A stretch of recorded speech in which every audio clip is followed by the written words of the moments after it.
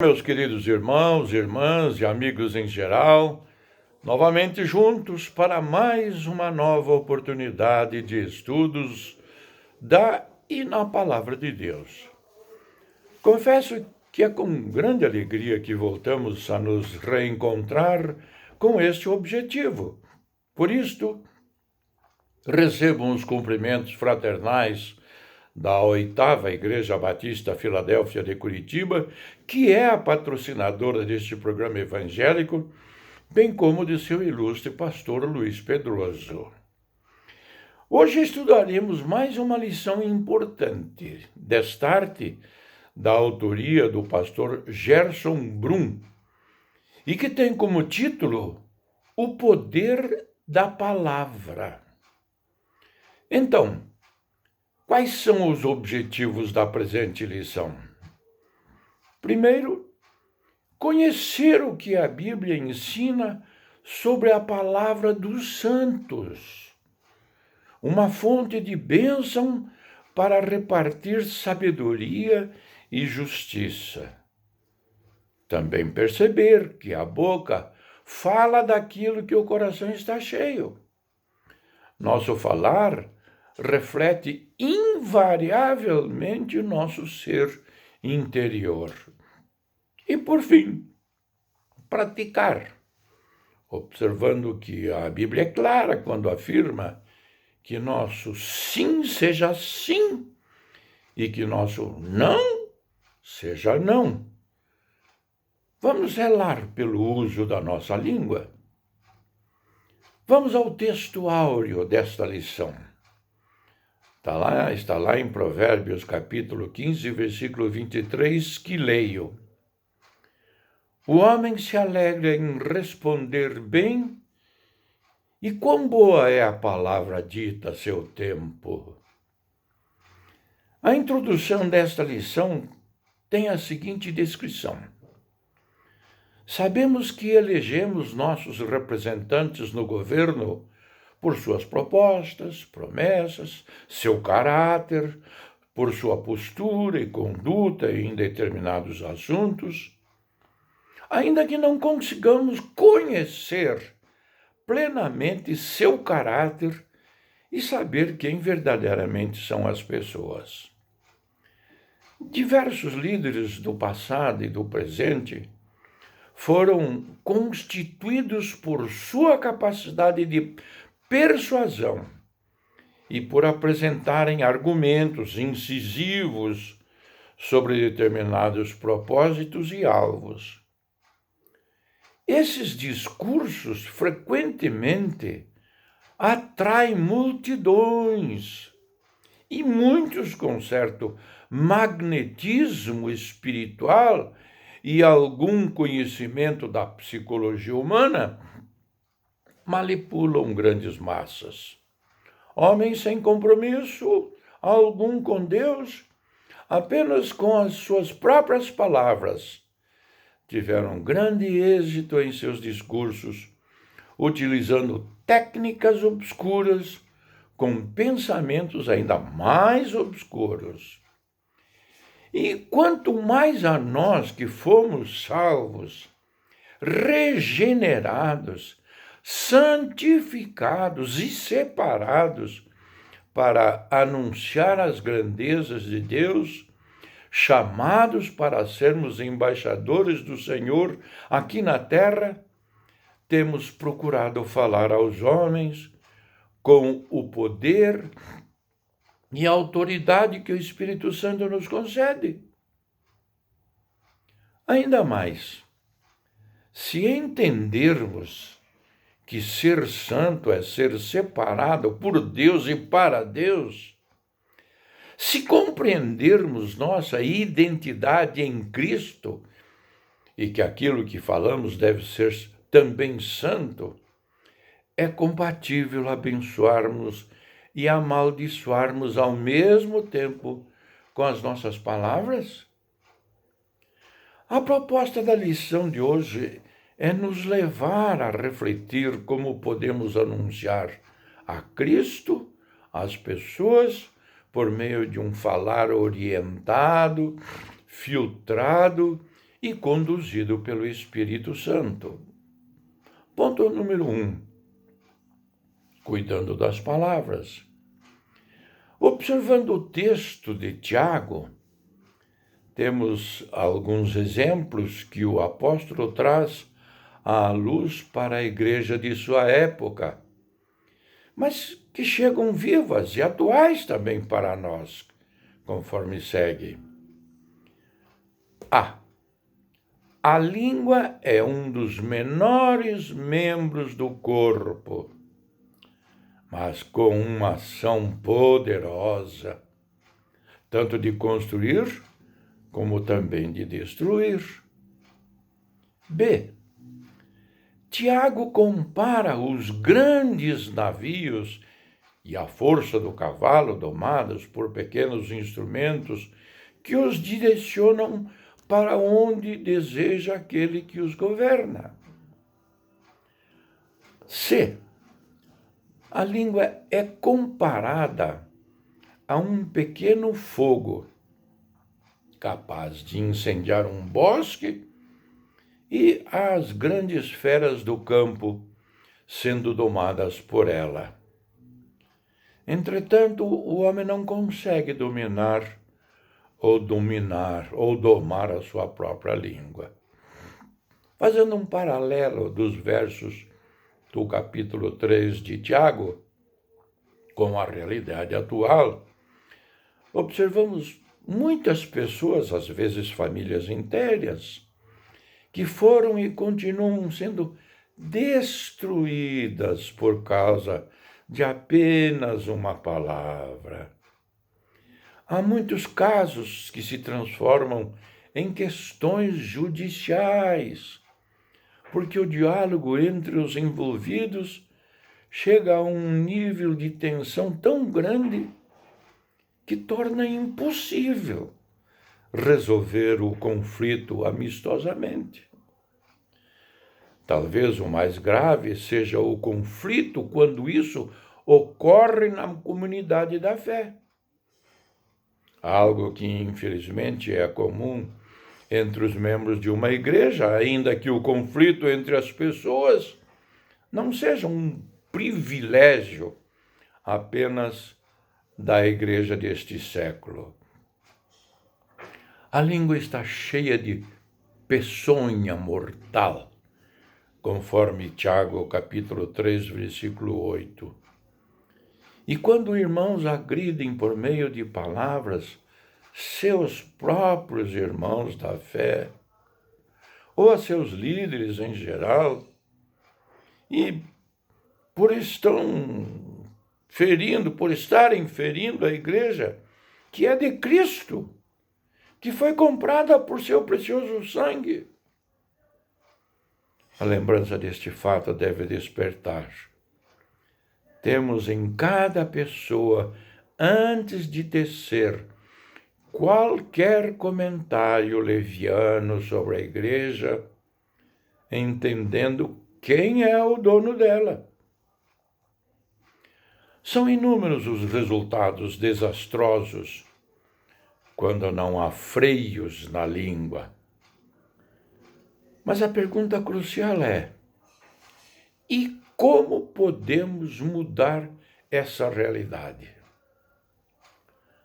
Sugiro duas atitudes necessárias. Primeiro, aceitar a recomendação de Tiago no verso 10, de uma mesma boca procede bênção e maldição.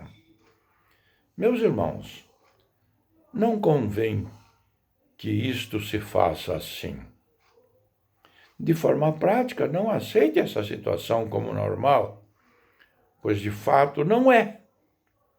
Se entendermos que isso é anormal, conseguimos partir para a próxima recomendação. Segundo, somos santos, separados por Deus. Entretanto, precisamos entender que, mesmo sendo separados, santos ao Senhor, ainda estamos num corpo humano, cheio de limitações e defeitos. Talvez aquilo que julgamos nos outros sejam as mesmas áreas em que necessitamos ser tratados e curados também. Aplicação. Com base neste tópico, a pergunta é muito pessoal. Você tem cuidado de suas palavras? De quais fontes elas têm fluído? Ponto número 2. Unidade na diversidade. Unidade na diversidade está se tornando uma frase conhecida de todos nós. Porém, há um longo caminho para se chegar no ideal. Talvez o apóstolo Paulo realmente seja uma das pessoas mais apropriadas para explicar e refletir sobre este assunto, tendo por base a igreja de Corinto, uma cidade cosmopolita, importantíssima de sua época, cheia de muitos pensadores e estudiosos, porém que vivia uma situação desastrosa em sua comunidade, a divisão. Já no primeiro capítulo da primeira carta, a informação das contendas entre os irmãos e os líderes de suas preferências, relatados por Cloé e sua família ao apóstolo. Além disso, a mesma igreja manifestava uma multiplicidade de dons espirituais. Aceitava com facilidade o irmão imoral, descrito no capítulo 5, quanta incongruência! Saindo do primeiro século, chegamos ao século XXI. Nele temos a ciência multiplicada, o acesso a inúmeras informações em fração de segundo, através da internet e uma frenética competição por saber mais que o outro. Nesse contexto, quando tratamos da nossa família na fé, na qual cada um pode e deve contribuir para o crescimento e a expansão desta obra, fica uma pergunta. Será que as minhas ideias são sempre as melhores e as mais sábias que devem ser acatadas por todos do grupo, da igreja, do departamento ou do ministério? Ou creio que meus irmãos em Cristo, santos e separados por Cristo, também são uma fonte bendita e preciosa da sabedoria e da palavra do Senhor? Se pensarmos que as nossas opiniões são as melhores e que mais acrescentam ao grupo, os resultados serão parecidos com a igreja de Corinto. Então, o que fazer para mudanças reais? Começamos a partir de nós mesmos. Não espere que sua opinião, ideia, palavra seja a proeminente no meio do grupo. Una a seu irmão. O mesmo princípio vale na família, no trabalho e os relacionamentos, desde que não contrarie a palavra de Deus. Há somente uma ocasião em que você pode discordar ou ainda fazer uma divisão. Quando o pecado, os projetos mundanos começam a tomar espaço no meio do grupo da igreja, da comunidade. Caso contrário, sejamos unidos no mesmo pensamento e no mesmo parecer. Seja uma pessoa de uma única palavra. É melhor estar no centro da vontade de Deus e não ser aceito por determinados grupos, do que mudar de opinião a cada mudança no grupo. Nossa palavra é sim ou não. E o que passar disso provém do maligno, conforme descrito no Evangelho de Mateus, capítulo 5, versículo 37. Aplicação. Você está disposto ou disposta a cooperar para que haja unidade na diversidade? Sendo prático e começando por você, quais as mudanças reais para o melhor convívio em comunidade? Ponto número 3. A fonte bendita está em nós, o Espírito Santo. Como falamos no tópico anterior, o acesso à informação e à última notícia mundial estão ao alcance, a poucos segundos de distância. As pessoas sabem procurar as informações que desejam ouvir. Elas sabem onde procurar o melhor entretenimento para alguma forma aliviar as suas tensões diárias, ainda que seja apenas um paliativo, ou seja, não resolve por completo. Além disso, e apesar de um tempo de muitas fake news, as pessoas sabem onde encontrar fontes verdadeiras. O que as pessoas estão aguardando é uma palavra que faça sentido para curar suas dores e angústias. Uma palavra que possa mudar completamente o curso de sua vida, o que nenhum canal de televisão, rede social, programa secular é capaz de oferecer. Nós temos e somos a fonte bendita da palavra do Senhor. Nós somos as fontes de bênçãos para repartir sabedoria e justiça por meio do poder e da capacitação do Espírito Santo que em nós habita.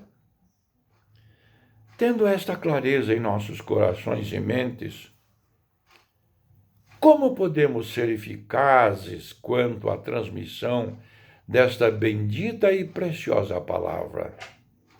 Primeiro, no Evangelho de Lucas, capítulo 10, versículo 5, está registrado que somos os portadores da paz. Somos os promotores da paz. Ao entrar em alguma casa, ao falar uma palavra que vai ao coração, paz seja em sua casa, em sua vida e família. Algo que jamais veremos o mundo fazer. Segundo, a mensagem registrada no Evangelho de Lucas, capítulo 6, versículo 45, nos incentiva a cultivar coisas boas em nosso coração. Só assim abrir o bom tesouro, podemos entregar às pessoas o que há de melhor em nossos próprios corações. Cristo Jesus, a esperança, a vida, a alegria, a salvação eterna. Terceiro, a mensagem de Atos, capítulo 1, versículo 8, nos faz lembrar de buscar uma vida cheia do Espírito Santo, para que sejamos fonte de bênção, testemunhando de Cristo onde estivermos. Aplicação. Como está a sua fonte? Seu coração, seu interior? O poder do Espírito Santo tem fluído através de sua vida para alcançar aos outros? Lembre-se, o mundo está aguardando a manifestação dos filhos de Deus, conforme descrito em Romanos capítulo 8, versículos 18 a 21. Conclusão. Nós que somos servos do Deus Altíssimo e temos um compromisso sério com Deus e sua palavra, sejamos ousados e fortalecidos no poder do Espírito Santo, para que neste tempo sejamos seus arautos, proclamadores da verdade, fonte de bênçãos para a nossa comunidade, igreja e nação. Lembre-se, a palavra da vida eterna está em nossos corações e nossos lábios, para que compartilhemos aos que estão na morte. Que sua boca seja a fonte do poder de Deus. Que você use para abençoar e não para amaldiçoar. Que Deus nos ajude. Amém.